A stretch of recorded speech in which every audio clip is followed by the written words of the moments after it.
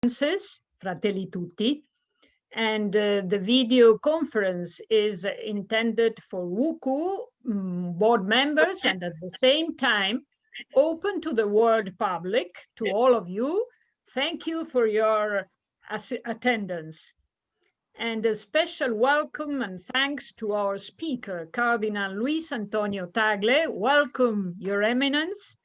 It's an honor for all WUCWO women to have you once again as a formator. Thank you. You know very well WUCWO, which is the only international public association of the faithful approved by the Holy See, especially dedicated to women in the world and in the church, with representatives in many international agencies. It has 60 member organizations distributed in all continents, bringing together nearly 8 million Catholic women. So I'm pleased to say, allow me, Cardinal, to present you like this, that for us, your best letter of introduction is your mother, Mrs. Milagros, His Eminence mother, who turned 90 last September, belongs to the Catholic Women's League of the Philippines. Yes. This WUCWO organization last year celebrated the 100th anniversary of its foundation, and then Mrs. Milagros, along with other mothers of bishops, received an award for her son. Didn't she, Cardinal? Yes. Thank you. Your Eminence, it's an honor for us to have such a son among us. Yeah. Now, please, our ecclesiastical assistant, Father Gerard Willen, the floor is yours. Thank you very much, Maria Leah. You can all hear me, yes? The communication is okay? Yeah, good. As I was preparing a few words about Cardinal Tagle, I looked at this book, Cardinal Tagle, you will know this, I think, a collection of your essays. And I was a little bit taken aback because there's an introduction by a good Jesuit friend and admirer of Cardinal Tagle. You know I'm a Jesuit as well. He says, in Asia, we want to know who the person is and does he speak from the heart and from his experience. When we go to study in the West, we see that people only want to hear how many books has he published, what has he read, what has he published, what has he achieved. So now my dilemma is to be a little bit of a Westerner, perhaps, and to say a couple of words on the achievements of Cardinal Tagle. But let me read one other lovely description by Father Arevalo, Cardinal Tagle. People who know him know that he comes from his people, inhabits their world, and has the gift of going back to them. This is what it makes him so effective a communicator to a large variety of audiences, not only his own people. There's a paradox there.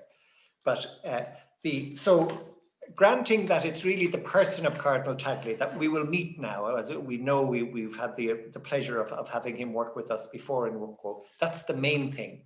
But nevertheless, a few details about the life of Cardinal Tagle. Born in the broad area of Manila, let's call it that. It's a huge city, so there's a part. So he joined the diocese Isthmus, if I understand correctly. But to our thinking, it's just part. There's a number of dioceses that are part of metropolitan Manila. Joined the diocese. He has great friends amongst the Jesuits, if I may say. So he studied with the Jesuits in Manila in the Ateneo, got a master's in theology there. Then he went to America. He was studying there in ecclesiology under one of the great ecclesiology, theologians of the church in North America, Father Komonchak, who said, excuse me for boasting on your part, Cardinal Tagle, but he said, in 40 years of teaching, this is the brightest student I have had. He's got a bit of a, I don't know, he can speak sharply, Father Komonchak. So he said, what a pity he was made a bishop, because he could have been the best theologian in the Philippines and perhaps the best theologian in Asia. But anyway, the 1991, Cardinal Tagle finished his doctorate, and then 10-year spaces, 10 years as a very active priest in his diocese of Isthmus, giving talks, lecturing in more than one seminary, working in parish work. The point really, I think, is that gifted intellectually, very pastoral, and somehow it works well as a communicator, a really gifted, charismatic communicator, and people recognize this. Anyway, in 2001, he's made bishop of his own diocese, Bishop of Isthmus. 10 years later, 2011, Archbishop of Manila. A year later, Cardinal. Then more recently, 2019, he was appointed by the Holy Father to Propaganda Fide. Perhaps Cardinal Tagle can tell us more about that, even in question time, because he's now a figure at an international level that just completes a process of giving talks and retreats all around the world. His impact had become international long before he was appointed recently to Rome. But there are also fascinating things happening that Pope Francis says about reorganizing the evangelization ministry in the Vatican. And so the role that Cardinal Tagle is holding will take on a more important role in the reorganization of the Vatican. But that is to say, therefore, a man from the poor, from the background, with an understanding of the poor of his own locality, an easy ability to go back to that in an intelligent, effective way in communicating the word of God.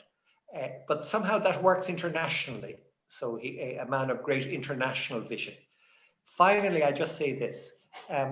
Already his academic achievement was to have studied Vatican II, to have become an expert on the Lumen Gentium, the document on the church, an expert on the collegiality, the way bishops of the world collaborate with the Pope in sharing governance of the church.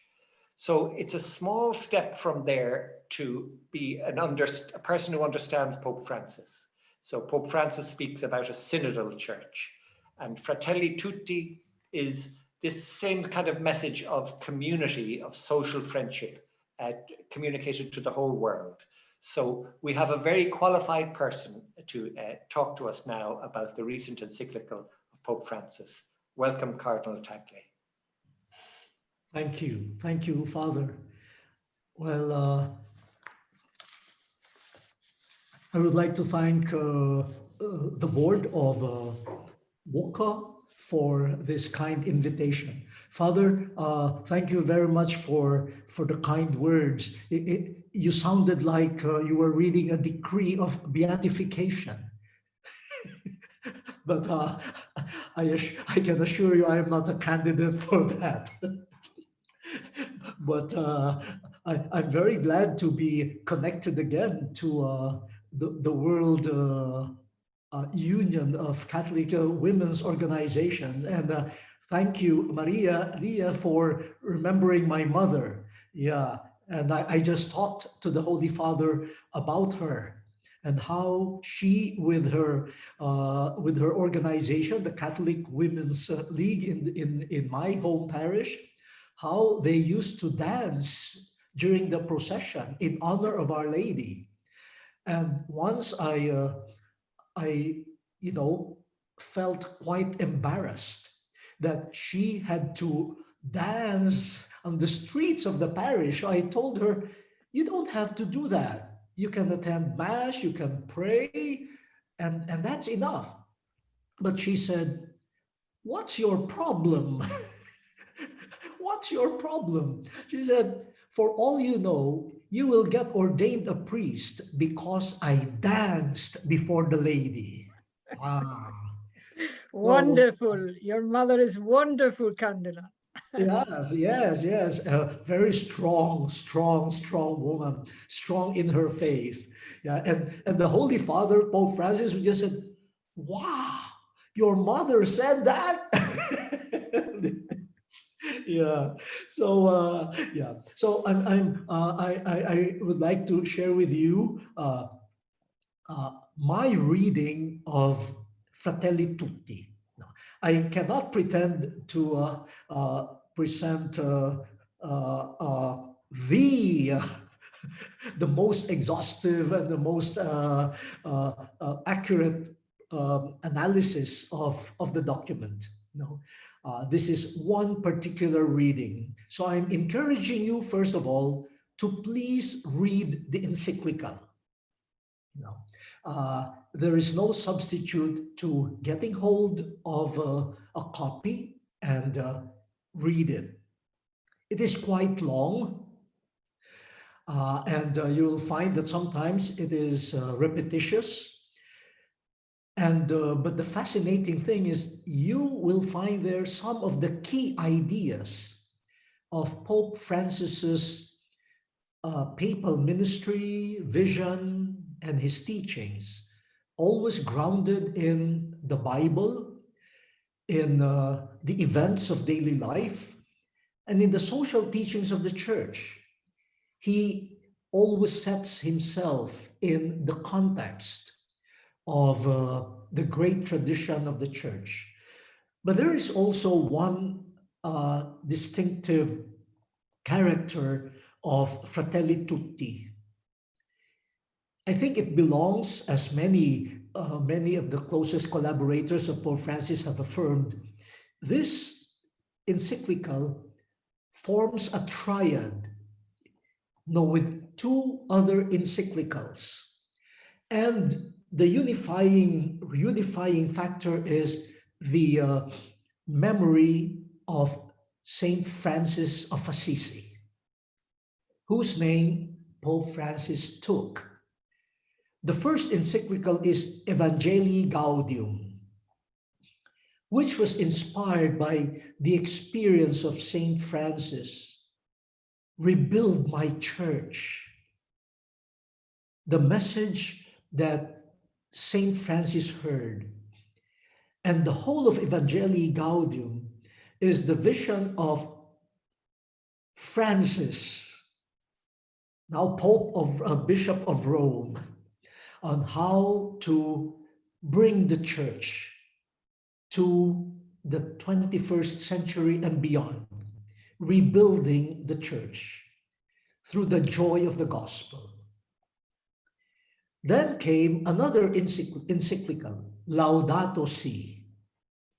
And the very opening lines are from St. Francis's Canticle of Creation, where again, Pope Francis stresses the fact that by quoting St. Francis's Canticle, he is not just giving us a writing or a body of teachings which would be labeled by some as green teaching. No, he said it is not about just climate change. It is part of the social teachings of the church, our common responsibility for our common home. So it is not just green, it is he expands it into what later on we would also hear, the universal destination of the goods of the earth, and therefore the universal responsibility in being guardians, stewards of creation. And then this third, Fratelli Tutti, again, Saint Francis of Assisi, from his admonitions on being brothers and sisters one to another. So I think it is important to see how he takes seriously the name of Francis, and how he allows Saint Francis of Assisi to inspire his vision of the church, of the mission of the church, and his reading of the contemporary world.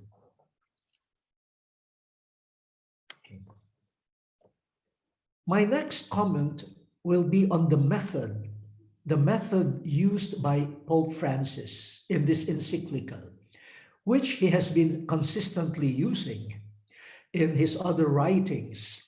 And I think it merits our study, serious study, the methodology. If people would pay attention not only to the contents of his writings, but also to his method, his pedagogy, then I think many people who have some questions about his teaching would understand him better, understanding the methodology. What does Pope Francis use here? We are already familiar with it. First is reading and analyzing the situation, always with the eyes on the present world and the trends that we find in the present world. That we find in chapters 1 and 2 of Fratelli Tutti. Then comes the interpretation in the light of faith.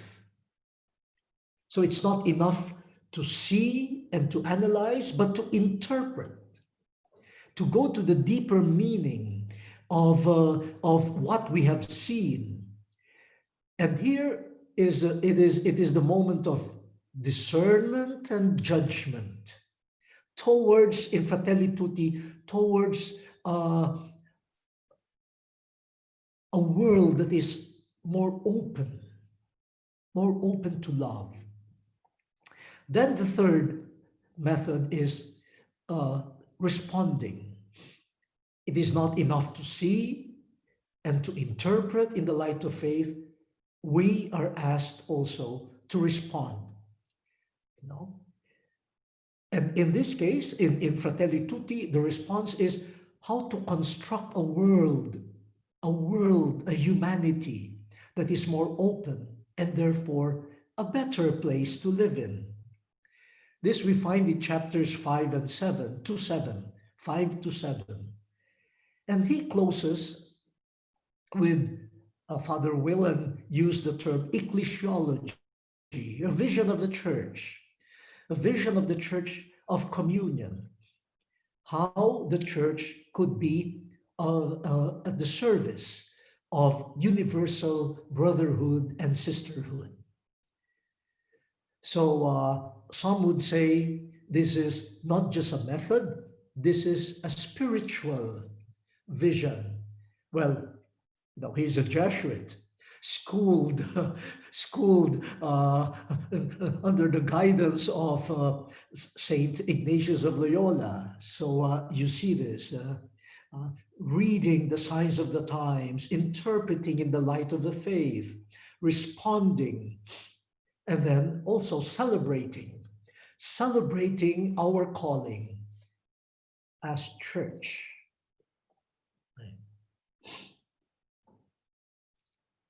Can you still hear me? Yeah, okay.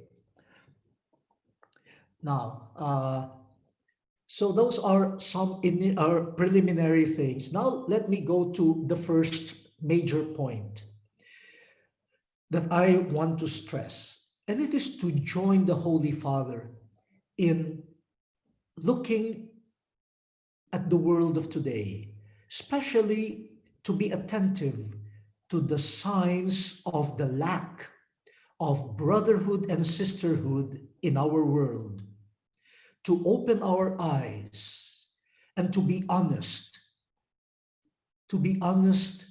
in declaring this is a sign that we lack brotherhood and sisterhood in our world. Signs that are often hidden, signs that are clothed beautifully in order to hide the destruction that is happening in the human family. It says we should be attentive to how the poor, the forgotten, the neglected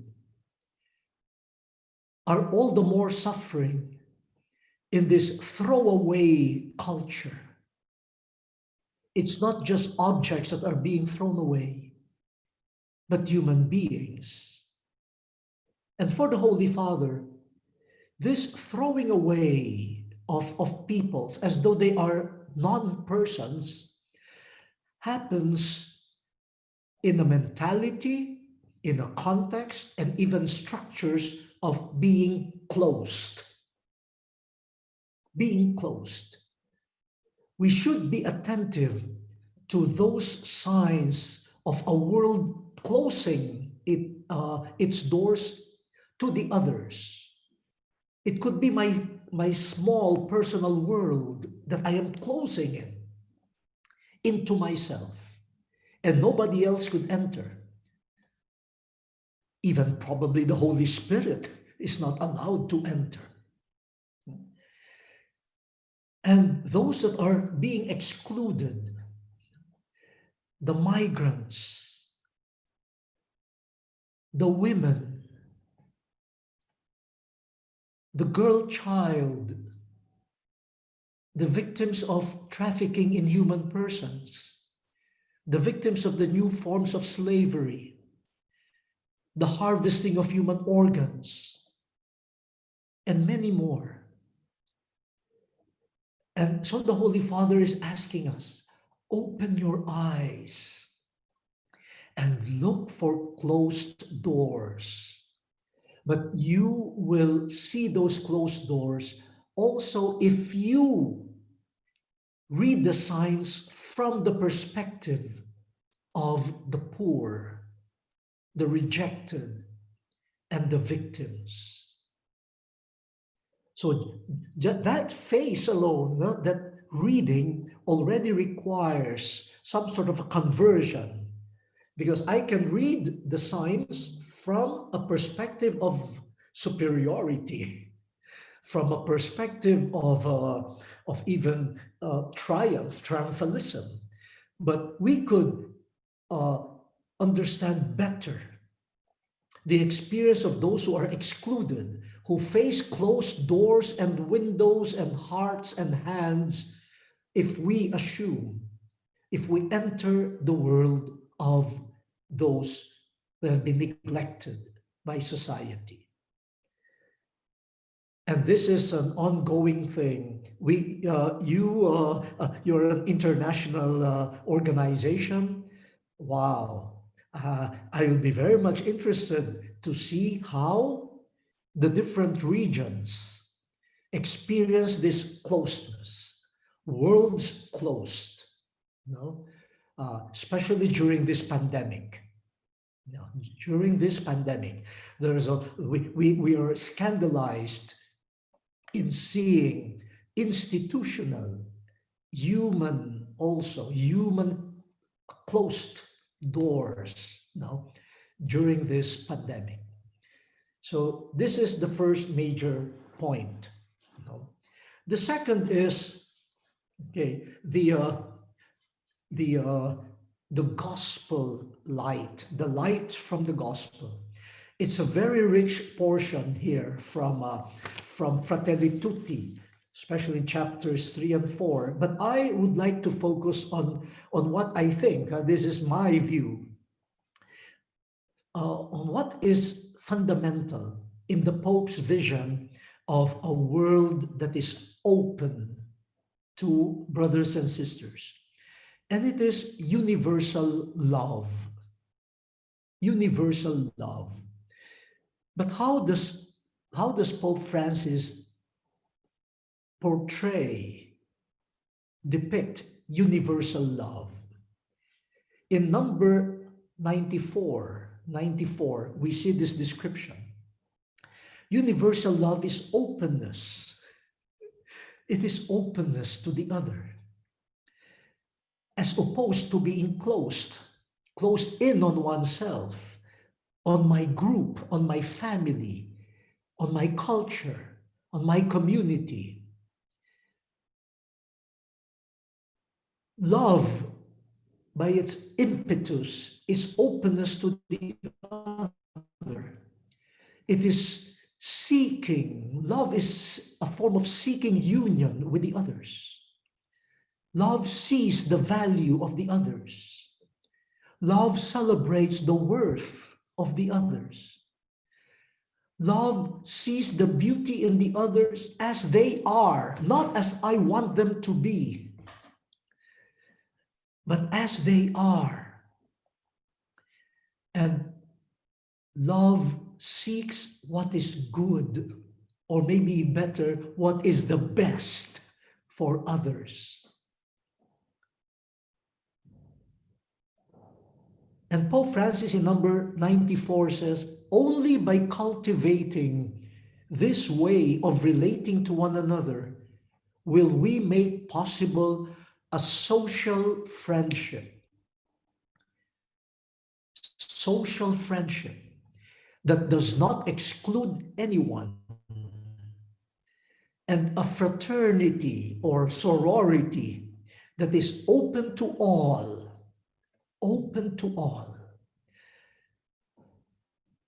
And if we ask the Holy Father, yeah, this is a beautiful vision, but is this just a poetic expression? Is this romanticism? Is this idealism? Is this utopia? I think the response is no. This is how God loves.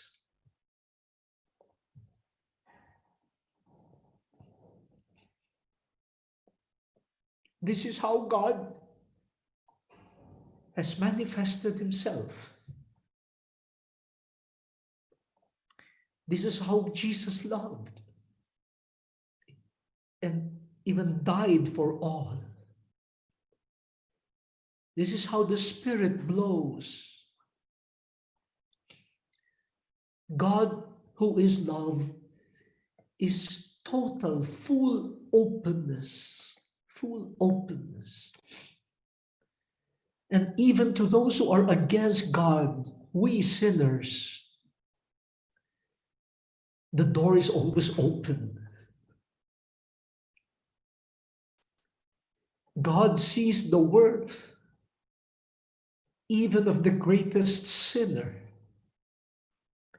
And God, in God's saving plan, desires the best, the good, the salvation of everyone. So this is not based on just a romantic vision. It is rooted in our experience of God, revealed in Jesus and the Holy Spirit.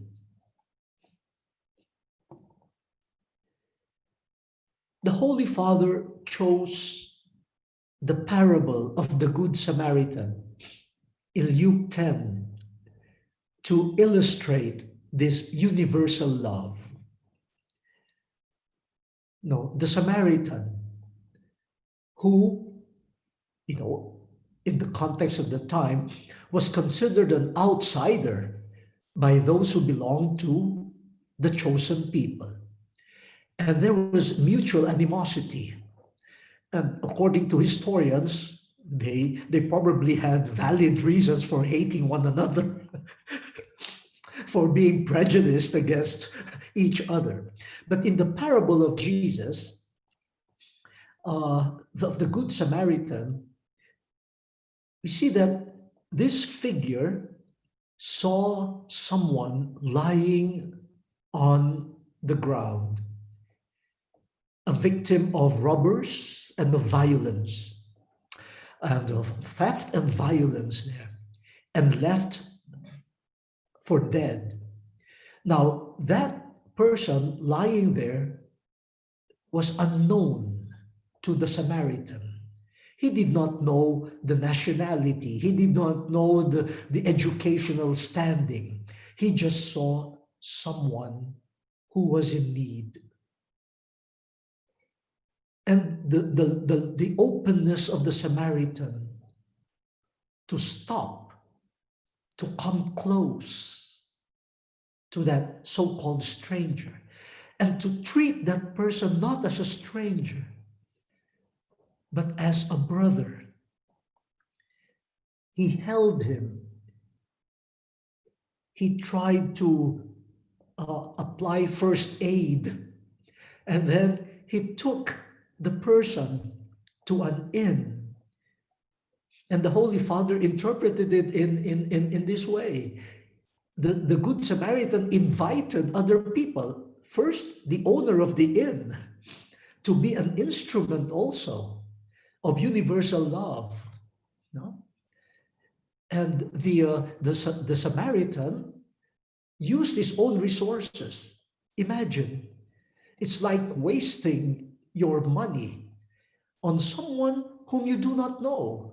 Maybe that person was a brigand, maybe a criminal, so maybe he deserved that violent attack on him, but it doesn't matter.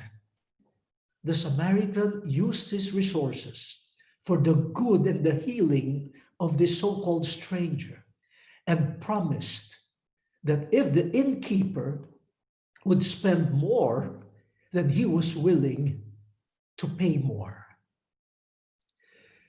So using the image of the Good Samaritan, the Holy Father gives us some of the elements of this universal love, but not anymore as theories, but as part of a narrative, part of a parable. And narrative has a power of its own to communicate, through images and through the succession of events, what this universal love is all about. And as I will point out later on, this is not just a manner of speaking for Jesus, and this is not just to shock his hearers. In the life and ministry of Jesus, he makes many outsiders as heroes and heroines of the faith. He himself, in his speech and in his action, is teaching or was teaching everyone to be open, to be open to God's action through the unknown people or even the enemies. Okay. Are we still okay? Yeah. Yes, Cardinal. Okay. Okay. Thank you. Now I move to so from that description of the first is reading the signs of the times, especially signs of closing in on ourselves. Then my interpretation of this universal love as the key to Fratelli Tutti, this openness to everyone, and especially after the model of the Good Samaritan, which contained the very heart and mind of Jesus Christ. The third point that I would like to raise is this, which I think is important for responding, and it is this. The Holy Father does not say it this way, so please don't quote me as as having said that the Holy Father said this. And this is my interpretation. I think the Holy Father is very much aware that universal love can remain a mere concept, or worse, a slogan. And it makes a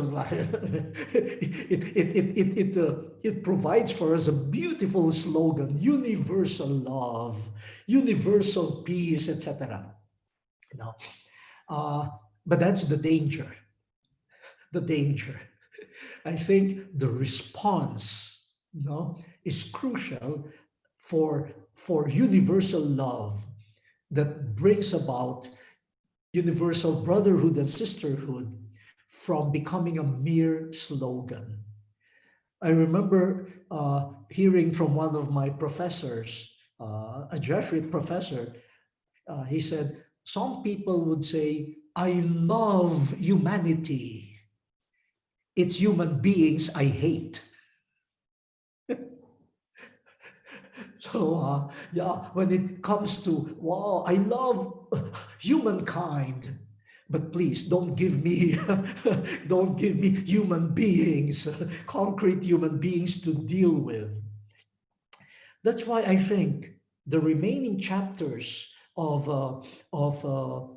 Fratelli Tutti present to us, again, this is my reading, present to us this dynamic relationship or even tension between the specific concrete person and the universal worth, or the worth of all human beings, the universal dignity, the common dignity of all human beings. And the Holy Father would always say, no, you cannot enter the dignity of all human beings without entering through concrete, specific human beings. This we find, for example, in paragraphs 87 to 127, or even 198 to 24. Friendship. No? So the Holy Father would talk about friendship, but also social friendship. But we develop the so-called social friendship, a society built on friendship, only by also developing specific friendships with specific persons. If I am the friend of all, but I cannot mention a name of a friend, then well, is it a slogan? What is it? No. The same applies to the local culture. The Holy Father affirms the need to develop local cultures, to appreciate local cultures. For every human being comes from a culture. A culture is a way of being human. But the local culture must be open to universal solidarity. And universal solidarity does not eliminate the uniqueness of every culture. In fact, universal solidarity is developed when each culture, in its goodness, its strengths, and its weaknesses, participate in the universal family. They enrich one another. They strengthen one another. They learn from each other, respecting the uniqueness of each culture and not forcing cultures to disappear in the name of the so-called universal culture, global culture, which in the end is also manufactured by some powerful cultures. So it is an imposition rather than respect, brotherhood, or sisterhood. So the local cultures, universal solidarity, you find that in 142 up to 153. The same with private property. Yes, no, there is private property, but never absolutized because of the universal destination of all the goods of the earth. God created the goods of the earth for each one of us and for all of us. No? And so when the common good requires my letting go of my property, even if I had gotten it through legitimate ways, the common good is like a magnet that draws me in. So private property and also the universal destination of goods, 120. National politics and political charity in international relations. Yeah, the Holy Father warns us that the national politics should avoid the trap of what he calls populism, the misuse of the people, no? In order to promote very narrow ideologies or political agenda, and which makes the supporter of one political agenda the enemy, automatically the enemy of those who differ from.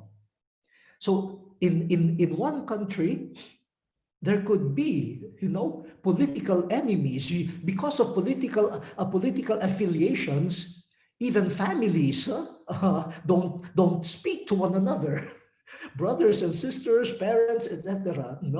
So yes, we're entitled to our national politics, but make sure, the Holy Father is saying, our politics is really popular in the sense that it serves not only the wider good of our country, but of the whole world. International relations must be imbued with political charity.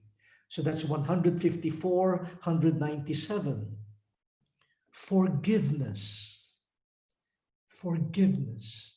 Now, this is very, very difficult. And here the Holy Father even appeals to the experience of mothers. The mothers, who among the mothers would resist forgiving an erring child? Forgiveness, which is, it is grace, but forgiveness, which does not deny justice, which does not forget the horrors inflicted on others, but a forgiveness that refuses to remain closed in hatred and vindictiveness to the other, even to the greatest criminal. This is something that only God could give us, And so he challenges the theories called the just war theories, using war in order to solve conflicts, or even the death penalty as a deterrent to crime. He says studies have shown that these are not working. These are not working. And then we make ourselves also prisoners of our hatred, of our desire for vengeance. And in the process, we lose the openness called universal love. And finally, for our religious identity, the Holy Father respects concretely, each person's and each community's religious identity. And it is this identity that enables us to dialogue with others. Dialogue does not mean being wishy-washy, unsure about my identity. Only those who are firm in their identity, secure in their local personal identity in terms of religious identity, they are capable and secure enough to dialogue. You know? Yeah, and the last chapter was really a call to Christians to find our place as Christians in fostering fraternity, sorority through our friendly relationship with peoples of other religions and other faiths. So whether it is politics, economics, religion, etc., war and peace, private property, the Holy Father is telling us that this universal love, this universal friendship should not float up there in the air.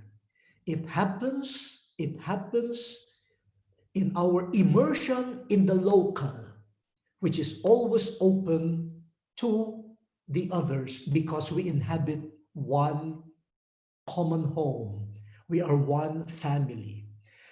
And so the Holy Father goes back to the basics. How do we do this? He says, encounter people, meet cultures. What he calls the culture of encounter.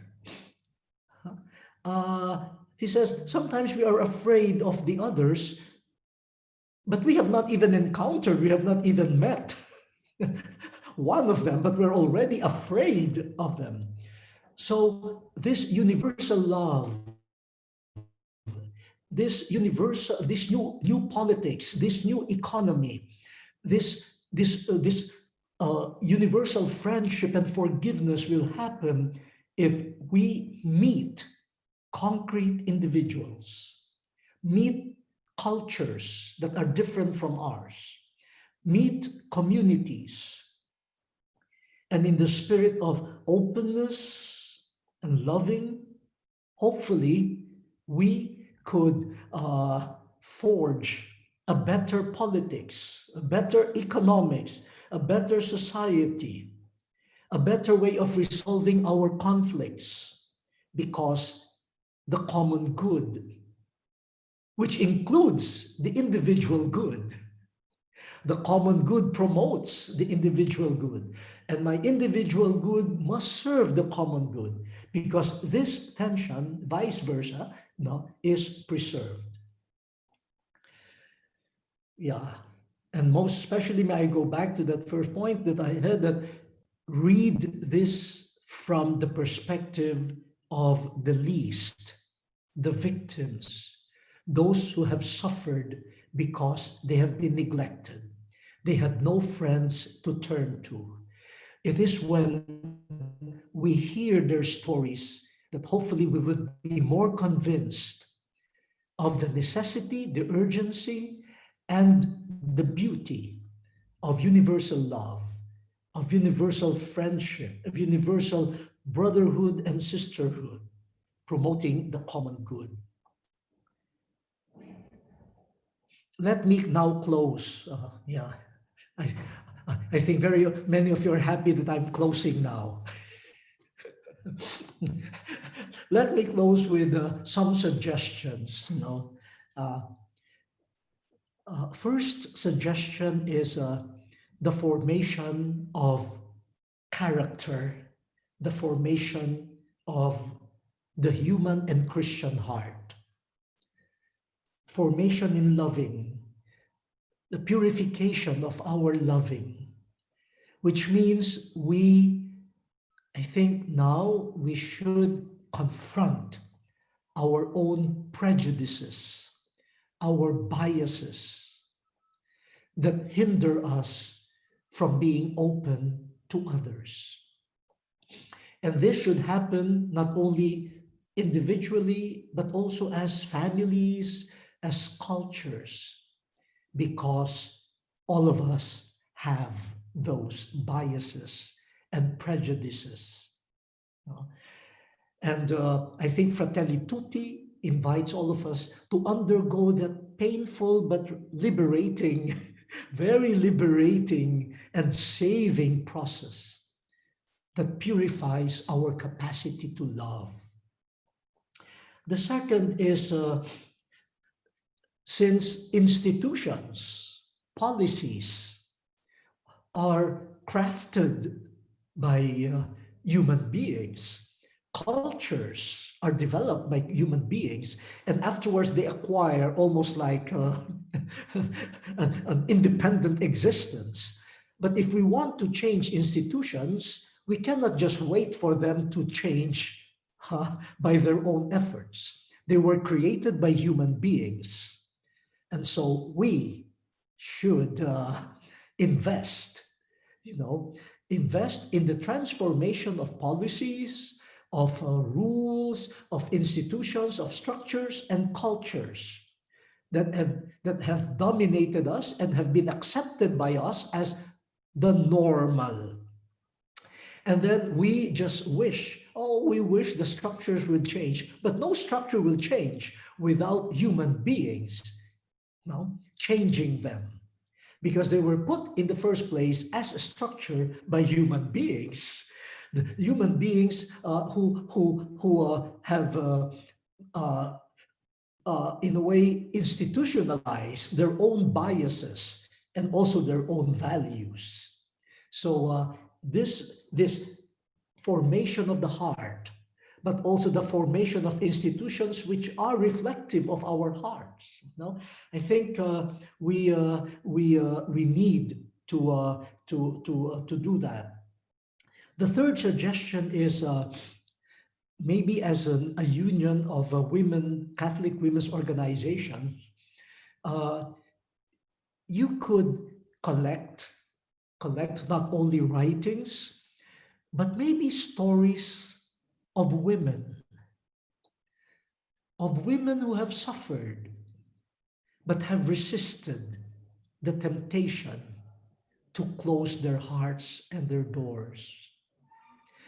The stories of universal love, universal motherhood, of universal sisterhood that will affirm the validity of the Encyclical.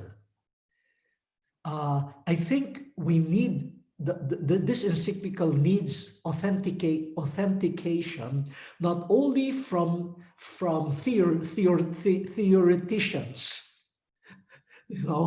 and who would say, this point is good, etc. No, but narrative is important. Narrative is important. And I have seen the truth contained in Fratelli Tutti, in the witness of many valiant women, mothers, religious women who have their stories to tell.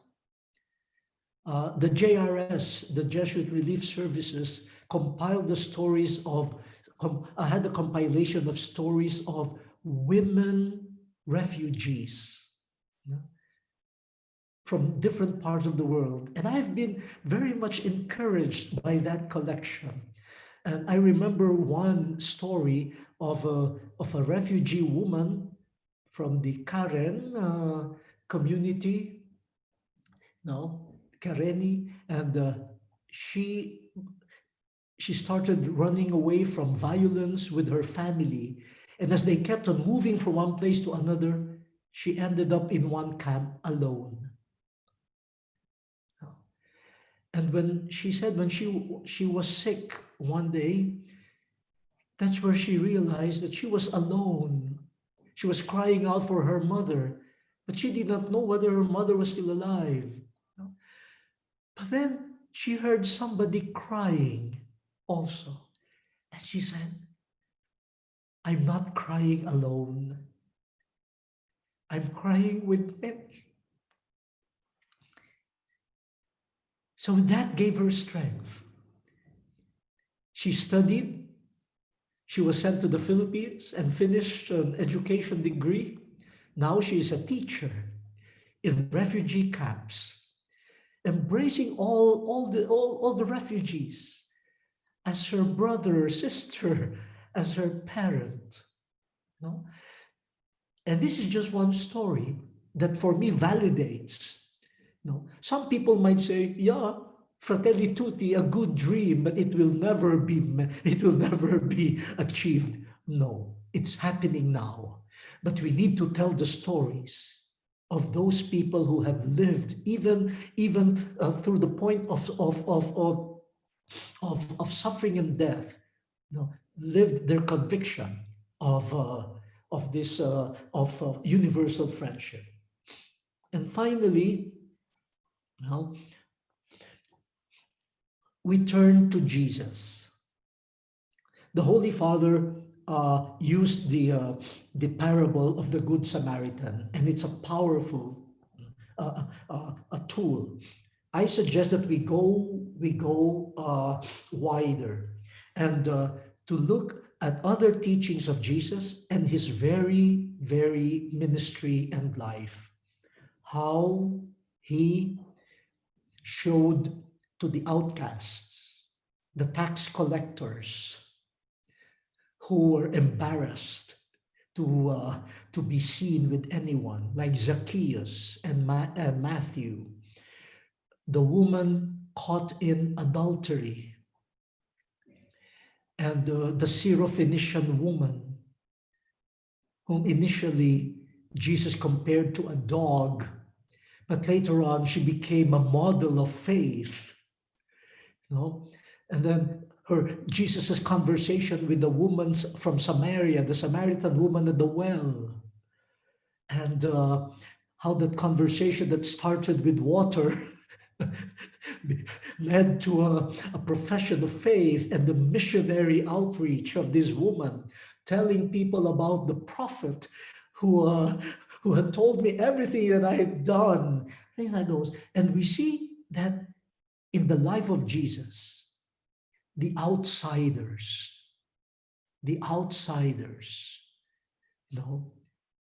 were treated as brothers and sisters. The promise of paradise was given to a criminal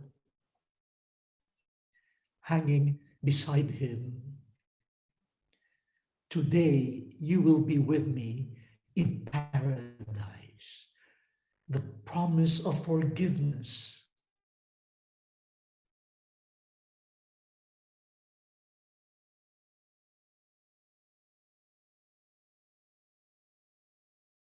You do that if your heart cannot,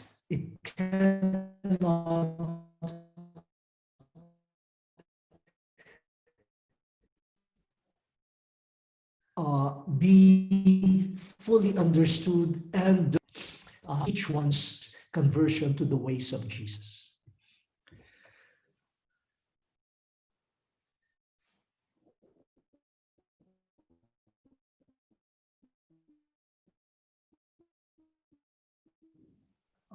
Let me end. Sorry? So thank you. I end there.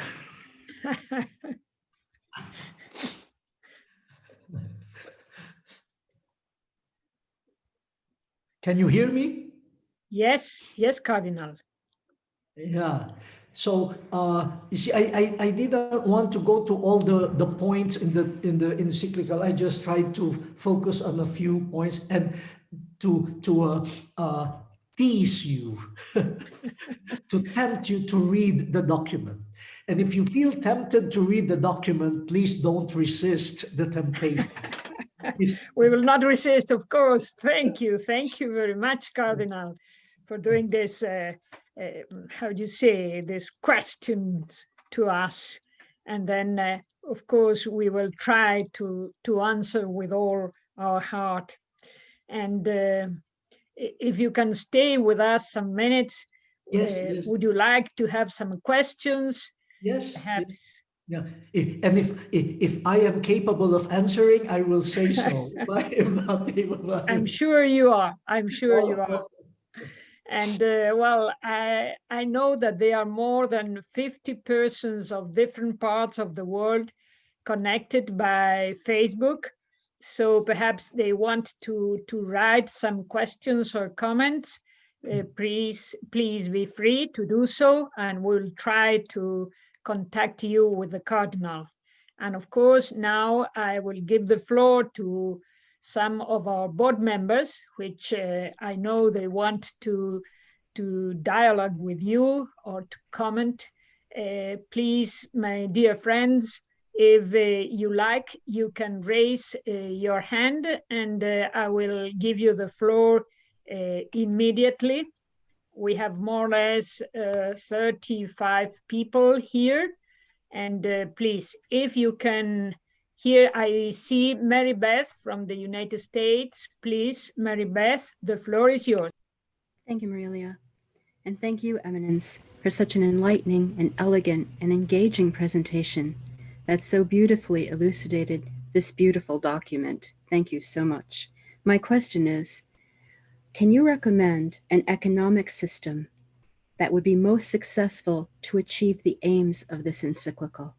Thank you. Oh, thank you. Thank you very much. Well, I am not an economist, so I might ruin I might ruin the. But I have two very basic things now. First to share. First is here I would appeal to you women and your wisdom, especially the mothers and the grandmothers among you. The encyclical calls for a review of lifestyle, no, which I think is fundamental in what we call economics.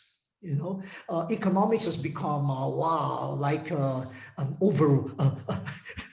It's a frightening term, no, especially when you think of it in terms of international trading and even competition. But in daily life, it is based on our lifestyle, our priorities, our means, you know, and what we are capable of sustaining and what we think are not much needed today. Maybe the distinction between wants and needs, etc. And mothers are very good in that. Women have this wisdom of I don't know, it's not, if it's a calculation, it's not mathematical calculation, but it's almost like an instinct in how to manage resources and to manage it always also with the view in mind of being able to share with others. You know? I would encourage that we develop this new economy, no, starting from the home, starting from a review of our priorities, etc. And secondly, once I directed a thesis of a young seminarian. He did a study on the economy of communion, which was being proposed and promoted by the Focolare movement. You know, the Focolare movement has a spirituality of communion, unity, etc. And there was an attempt, and now it's I think continuing, to translate the spirituality of communion, of the universal love, into the way businesses are run, or how companies are run, how you develop also like resources, whom do you tap, you know, etc. That would be an interesting point to start with, and I'm sure there are other initiatives, but I remember distinctly the Focolare, their economy of communion. No, so it's not anymore profit. It's not just profit for the sake of profit, but it is also even the treatment of your workers, your employees. How do you treat them? I visited one small store where the employing the economy of communion of the Focolare, the employees were made stockholders. They had shares in the, so they were co-owners. So they were not just like servants, inferior. They were stakeholders. And so the atmosphere, and each one exercised responsibility because I am part of this, part of this. It's an initiative, and but I thought of sharing it with you. Thank you so Thank much. Thank you, Maribeth. Thank you, Cardinal, for this, for your input. And now I give the floor to Araceli. Please, you can speak in Spanish if you like. Muy bien, muchas gracias. Muchas gracias, Eminencias. Thank you very much. Thank you, Eminence. It was a really deep joy. Thank you very much. But maybe this is not a question, but this is just a remark. You talked about forgiveness. There's no brotherhood without forgiveness. So we are living in Spain a frustrating situation. And I feel involved, fully involved in this. Of course, I do not participate in politics, but I feel that I'm involved in all this, in this crisis of politicians. There are huge tensions in politics in Spain right now. And it is very difficult for me to sort of, it is very difficult for me to forgive politicians, despite the sins of these politicians. Jesus was able to forgive sinners. And I'd like to do the same.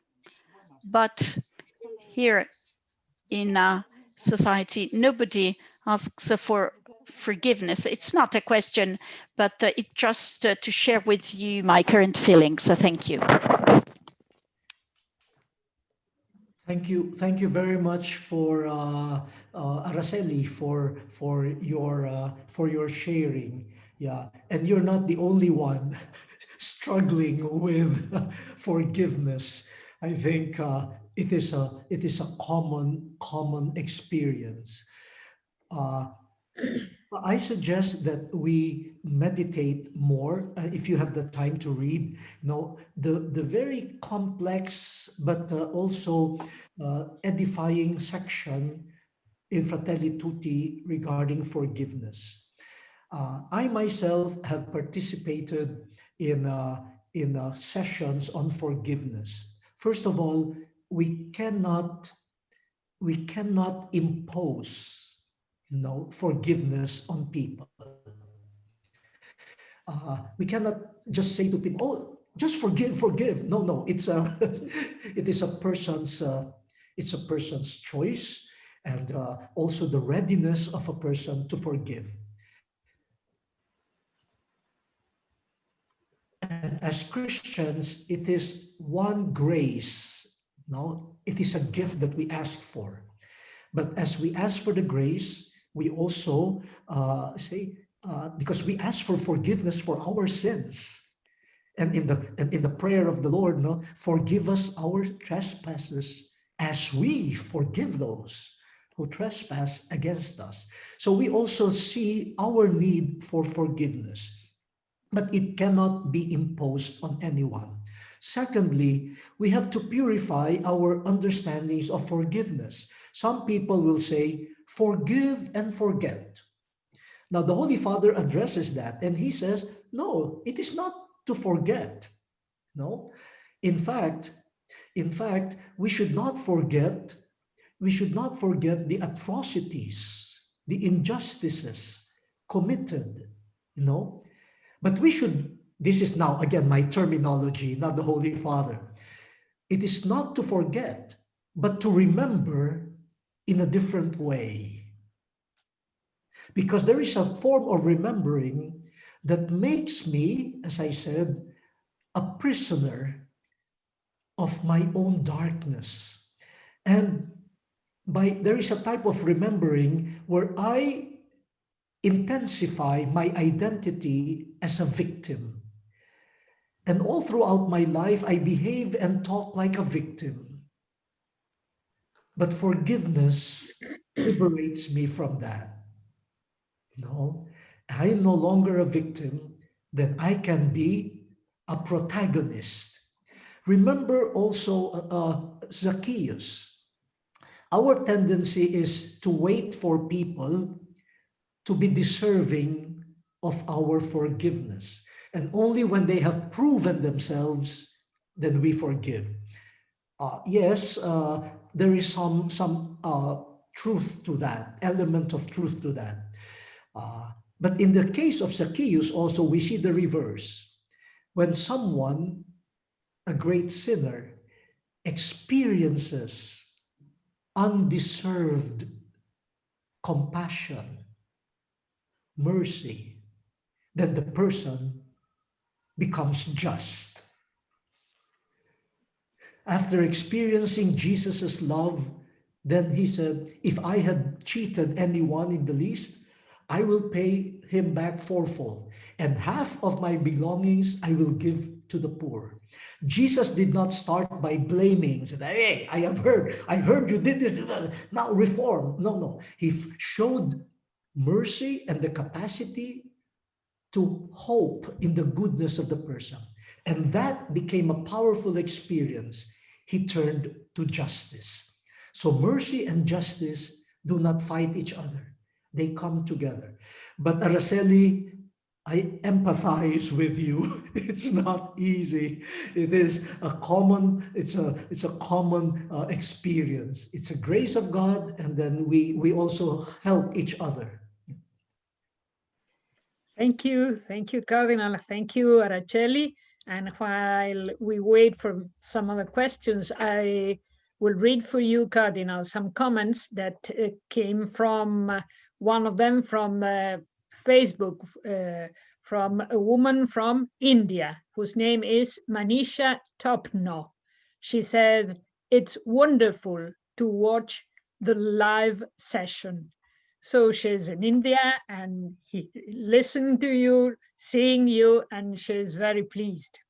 Thank you. And some of our board members from Venezuela has written, thank you, Cardinal, for your pedagogical and clear presentations of Fratelli Tutti.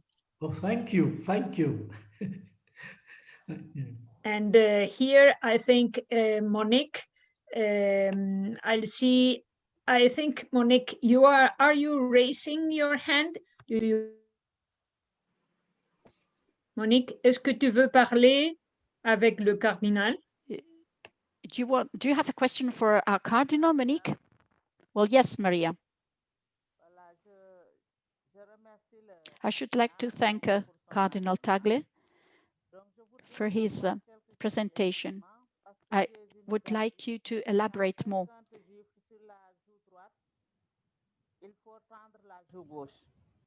Because Jesus said, give the other cheek. So is there a relationship between what Jesus said and this new encyclical of the Pope? Thank you. Allô, vous m'entendez? Oui. Merci, Monique. Merci. Allô. Hello, Monique. Yes. So thank you very much for your question. And wow, you went to another teaching of Jesus Christ. You know, when you are slapped on your, in fact, Jesus, when you are slapped on your right cheek, turn the other cheek. Now, I do not think the Holy Father gave an explanation of that teaching in Fratelli Tutti. But you are right, Monique, in saying that maybe there is a connection, not only in forgiveness, but also in what we call universal brotherhood and sisterhood. Based on my knowledge of that text, when you are slapped on the right cheek, where is my right? Here's my right cheek. When somebody slaps you on the right cheek and you presume that the person slapping you is right-handed, that means you were slapped this way, not this way. And to be slapped on the face is already an insult.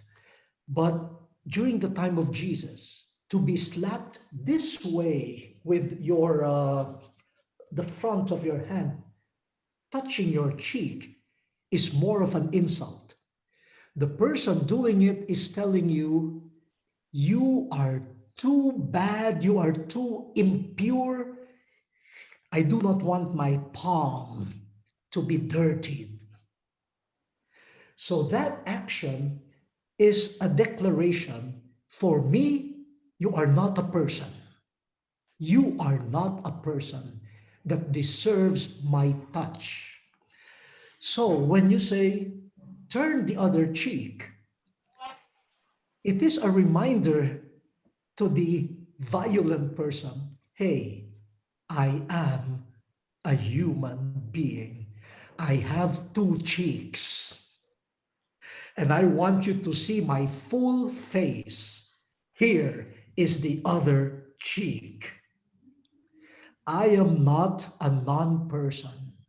I have a full face. Face me. Touch me. So it is, on the one hand, a stop to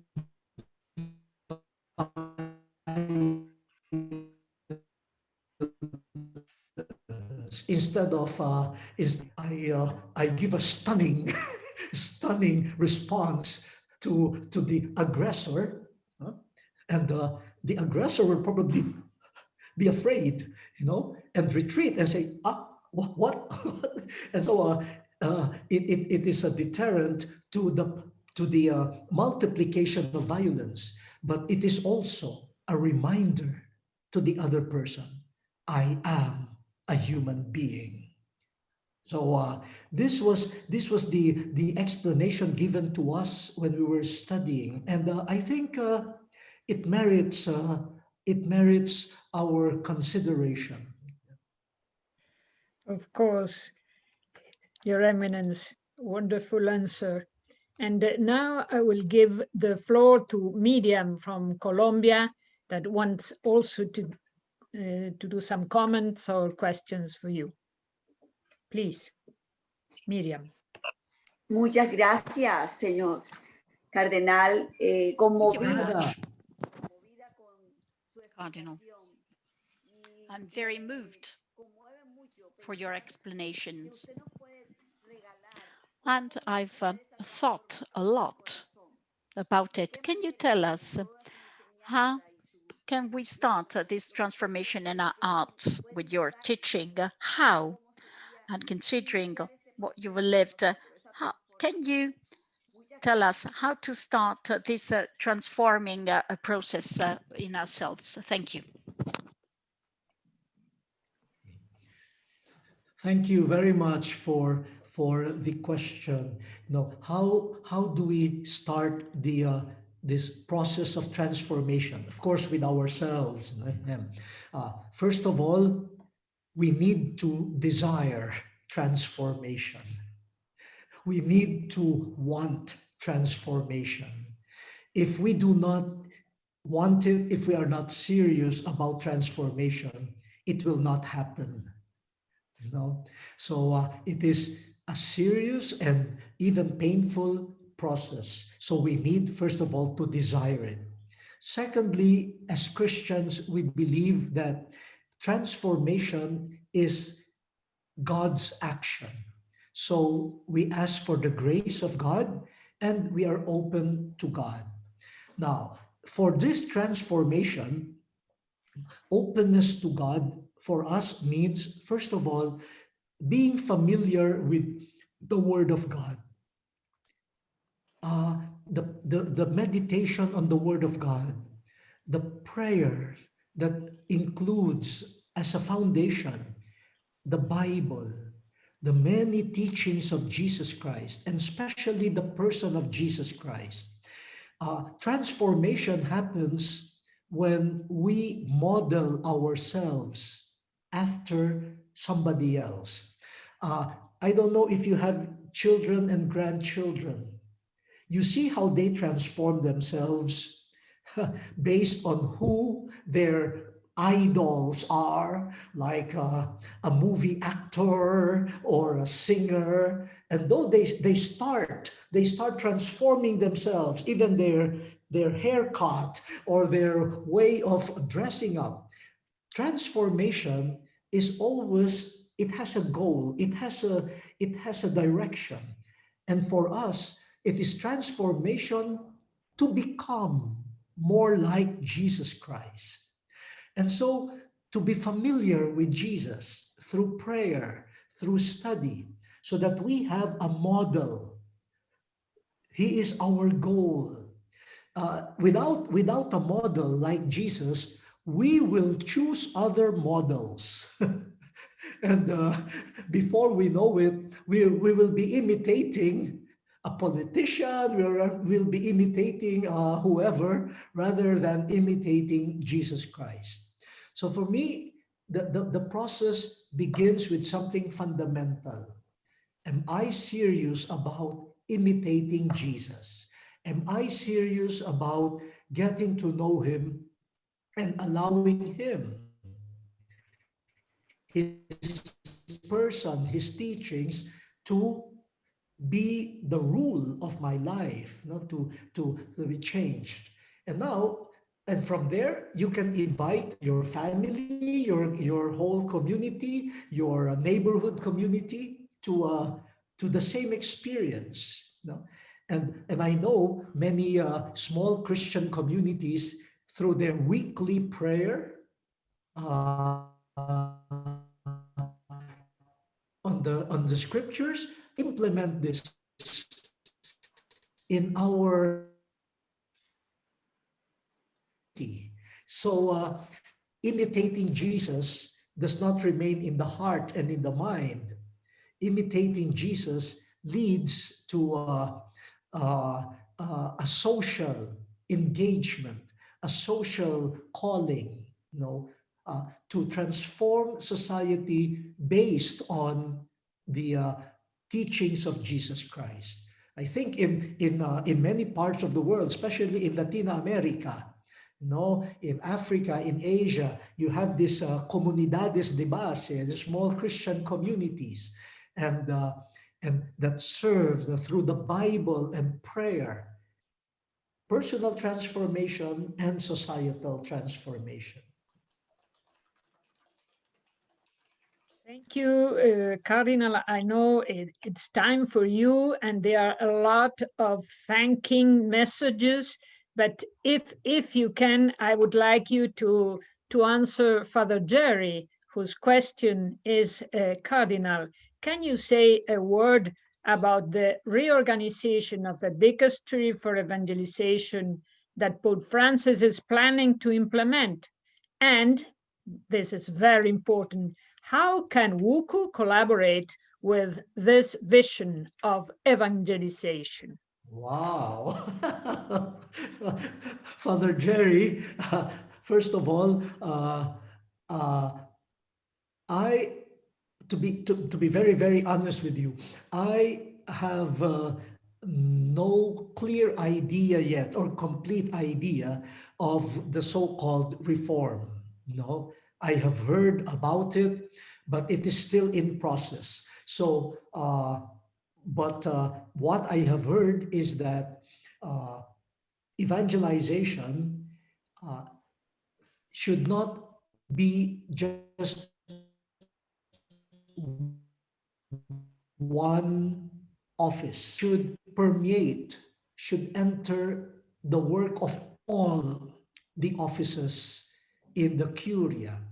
For the church's mission is to announce, to share the good news. No?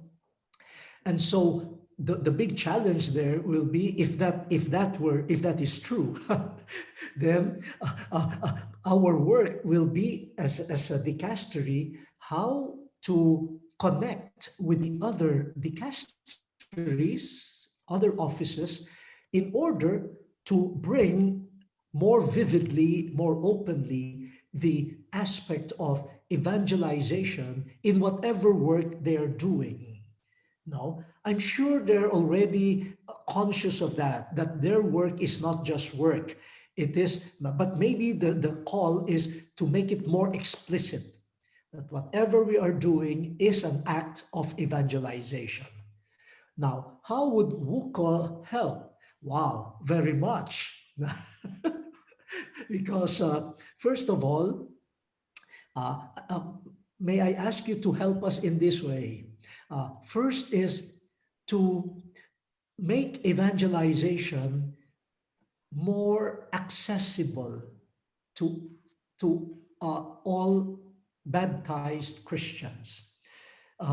Because sometimes the word evangelization scares people, and then they say, oh, I am a simple lay person. I am not capable of engaging in it. No, but evangelization simply means sharing good news.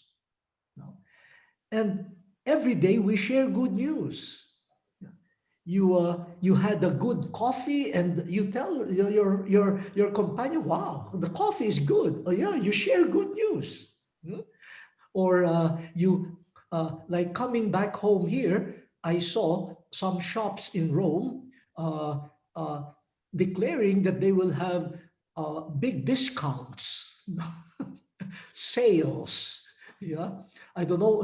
How do they call it? Black Friday or what? No, so. Some they say, good news. Oh, we tell our friends, oh, there is big discount. Your child finishes university. That's good news. So you tell people.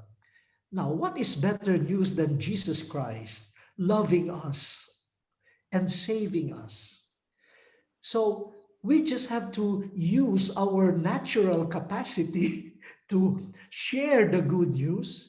But then now it is focused on Jesus Christ. So could we ask WUCWO to help us make evangelization really a commitment, a simple commitment, a joyful commitment of the faithful, beginning with our valiant women, our catechists, our teachers, our health workers, no? And here in Rome, I know many Filipino women working in the homes, taking care of the children of families, taking care of the elderly. The women are in all aspects of life, no? And Pope John Paul II, even Pope Francis, once told the Filipino migrant workers here in Rome, they said, you came here because you were looking for jobs in order to support your families back home. But he said, Pope John Paul II said, but what did you find here in Rome? You found a mission. He said, through you, especially those of you who are working in families, that through you, the children will learn how to pray again. Through you, the children could go back to Mass. Through you, the elderly could experience the caring love of Jesus.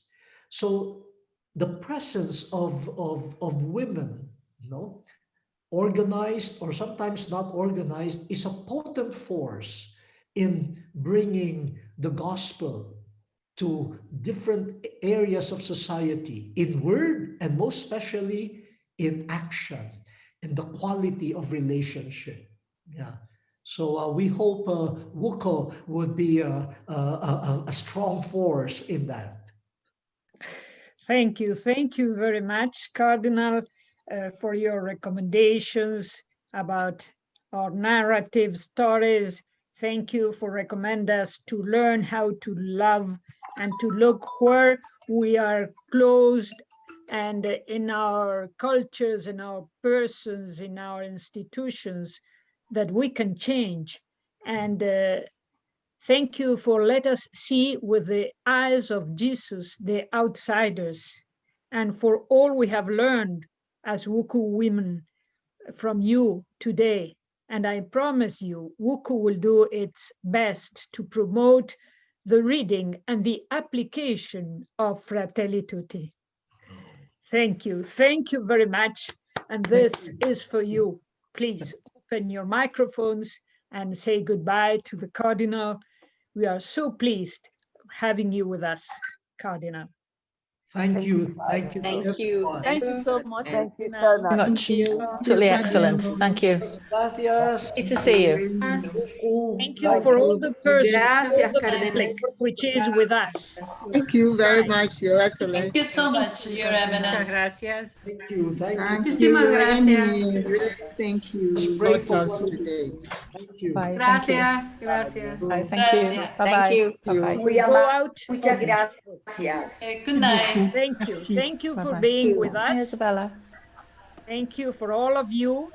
Gracias. Thank All you. the rest of the world. Thank you. Thank you Hi, very much. Juliet. Bye For the bye. hard work that you've done. Bye, Isabel. Bye. Bye-bye, Bye. Cardinal. Bye. Bye, Juliet. Thank you, Cardinal. Thank you, Father. Thank you, all the staff and the interpreters. And board members, if you want, you can be with us a little and say goodbye to the Cardinal. Bye bye. Goodbye. Bye bye. Bye bye. Goodbye. Bye. Good night.